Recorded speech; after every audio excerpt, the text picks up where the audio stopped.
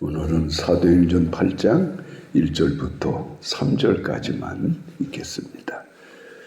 같이 읽겠습니다. 그날에 예루살렘에 있는 교회에 큰 박해가 있어 사도 외에는 다 유대와 사마리아 모든 땅으로 흩어지니라.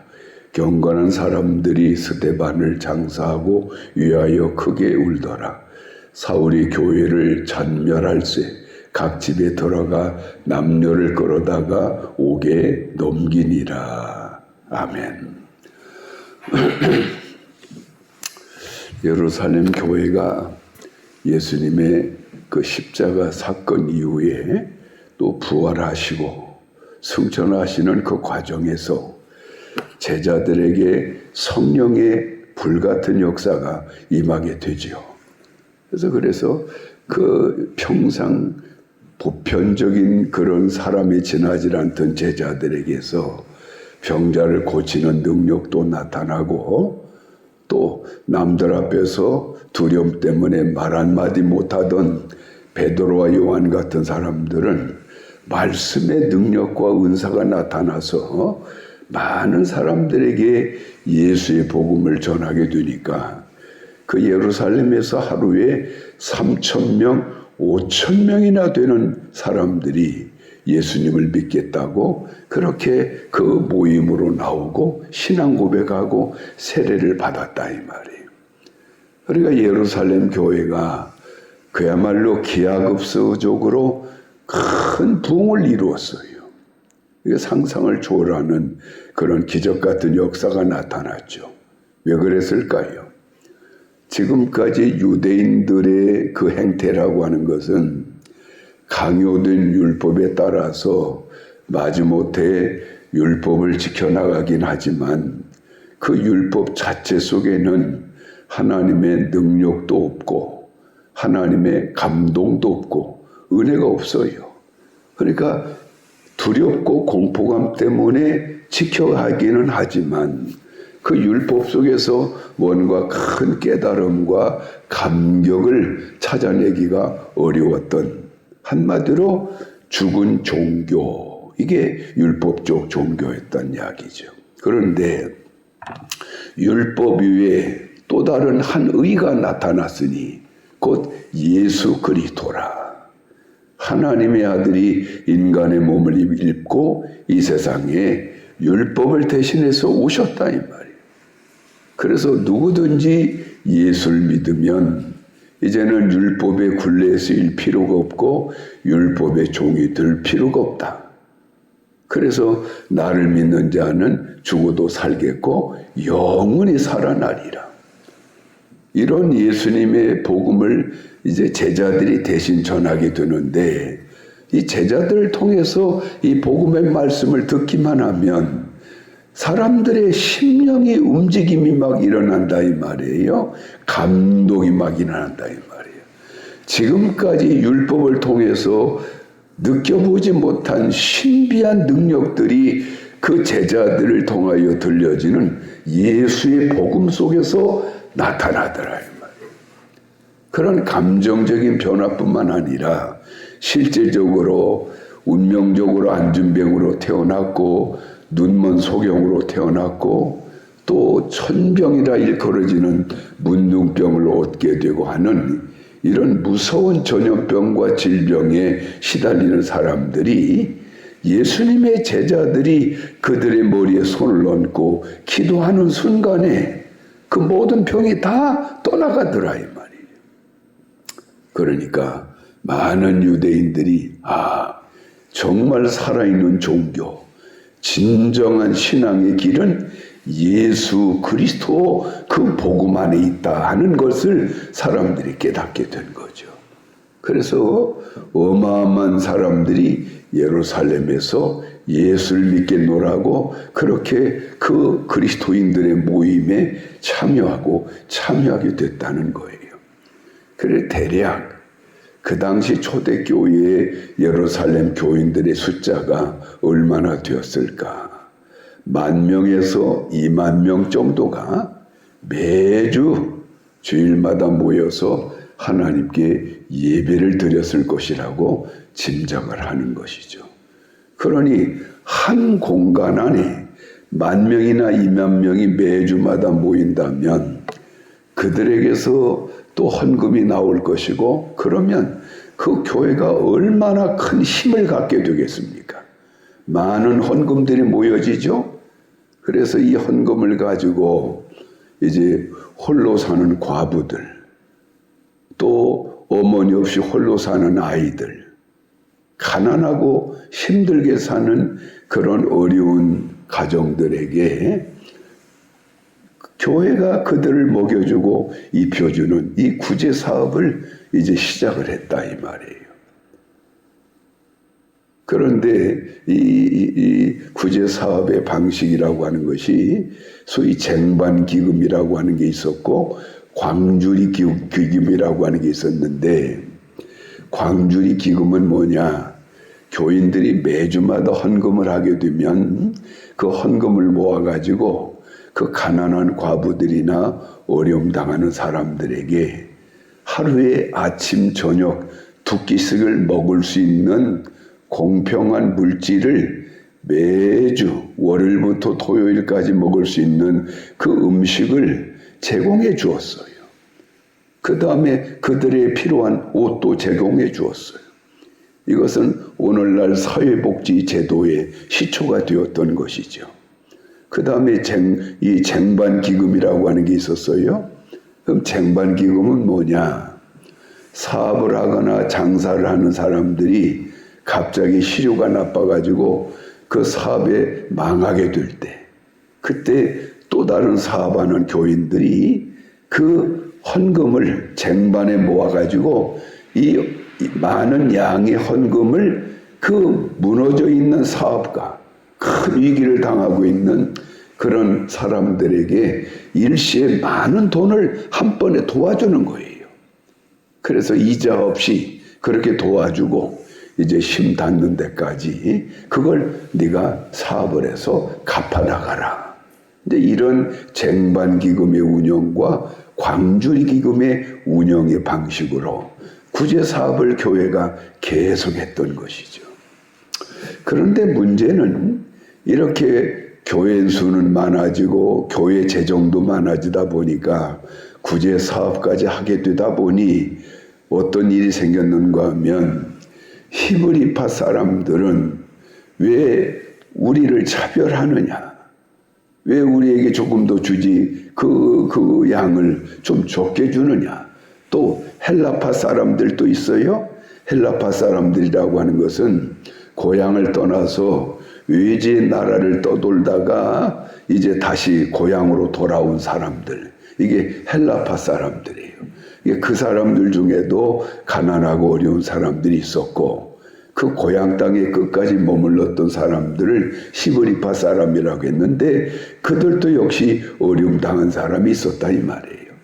그래가지고 교회가 이제 그 두 파 진영으로 나눠진 사람들에게 골고루 그렇게 어려움을 이겨나가도록 구제를 하는데, 이 파가 나눠지다 보니까 이것 때문에 자꾸 갈등이 일어난다 이 말이죠. 왜 저 사람들에게는 더 빠른 시간에 돈을 주고 우리는 더 늦게 주느냐? 저 사람들은 조금 더 주는 것 같은데 우리는 왜 조금 더 덜 주느냐? 이런 갈등 때문에 그 은혜로운 예루살렘 교회가 매일마다 다툼과 싸움이 일어나더라 이 말이죠. 그러니 교회가 지금 어떤 꼴이 되었어요? 예루살렘을 복음화시켰으면 예수님의 명령에 따라서 어떻게 해야 됐습니까? 이제 유대 땅으로 가서 복음을 전해야 됐던 것이고, 또 유대 땅의 복음화가 이루어졌으면 사마리아 지역에 가서 또 복음을 전해야 되는 거예요. 그리고 사마리아역의 복음화가 이루어졌으면 세상 땅 끝까지 이르러 예수님의 복음을 끊임없이 전하는 사명을 감당해야 되는데, 오늘 예루살렘 교회는 교인 수는 많고 재정은 넘쳐나고 먹고 사는데 지장 없고 여유롭고, 그러니까 더 이상 이 복음을 들고 세상 밖으로 나가려고 하지를 않고 자기들끼리만 먹고 마시고 교제 나누고 그렇게 구제하고 자기들끼리 그러다가 싸움질하고, 이런 이상한 교회가 되고 말았다 이 말이죠. 그래서 결국 오늘 우리가 읽은 사도행전 8장 1절에 보니까 무슨 일이 벌어집니까? 8장 1절 시작.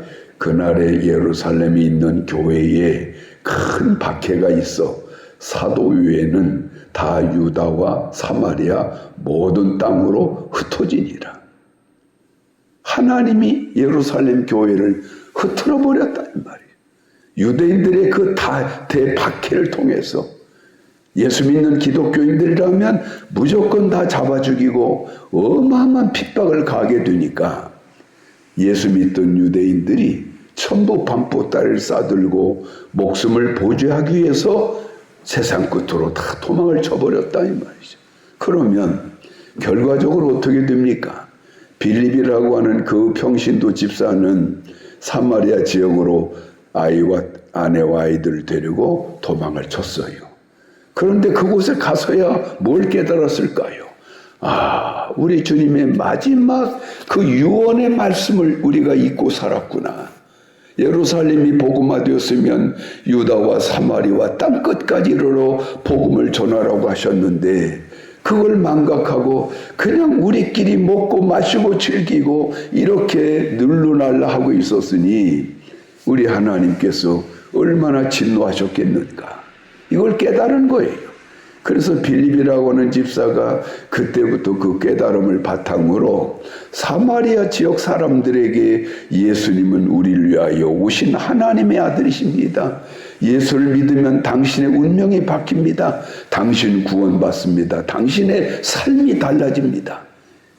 이렇게 복음을 전하기 시작하면서 귀신들도 쫓아내주고 병자들도 막 고쳐주는 그런 능력까지도 복음을 전하다 보니까 나타나더라 이 말이죠. 그러니까 사마리아 지역 사람들이 얼마나 이 빌립 한 사람 때문에 예수를 믿는 사람이 많았던지 그 유명한 사마리아 교회가 그래서 세워지는 거예요.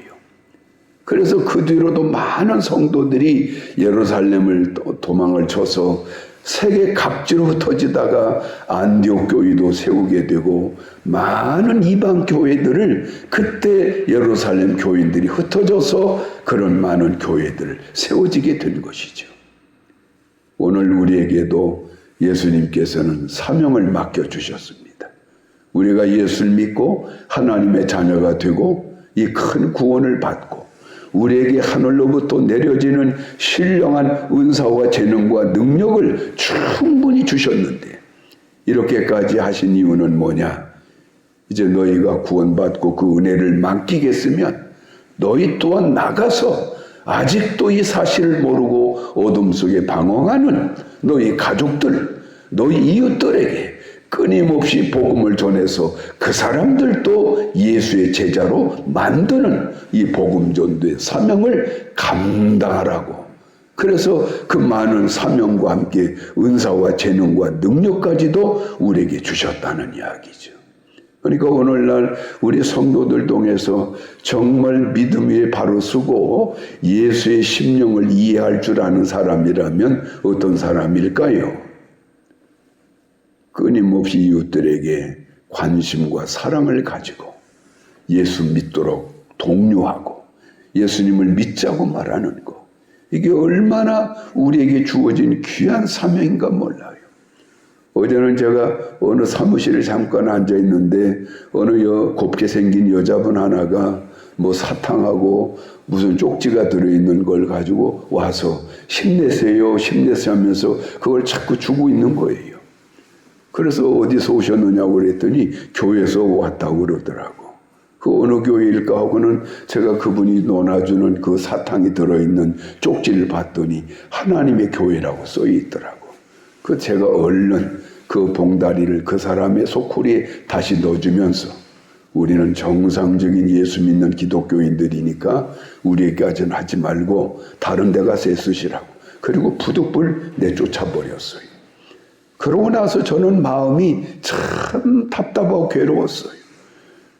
왜 정상적인 기독교인들은 그런 하나님과의 정상적인 관계 속에서 이 복을 다 누려가고 있는데 오늘날 왜 정상적인 기독교인들은 저렇게 열심으로 전도하는 사람이 없는 것인가?